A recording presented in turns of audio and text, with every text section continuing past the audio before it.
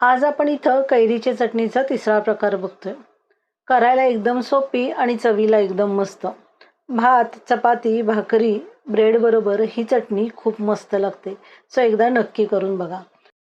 चला तर व्हिडिओला सुरुवात करूया। इथं कच्ची कैरी घेतलेली आहे। ही कैरी फार आंबट नाहीये।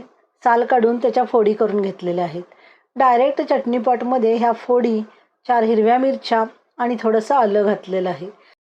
15 ते 20 पुदिन्याची पानं आणि एक मोठी मूठ भरून कोथिंबीर घातलेली आहे। कोथिंबीर इथं मी देठासहित घेतलेली आहे। जिरे, बडीशोप आणि हिंग घातलेलं आहे।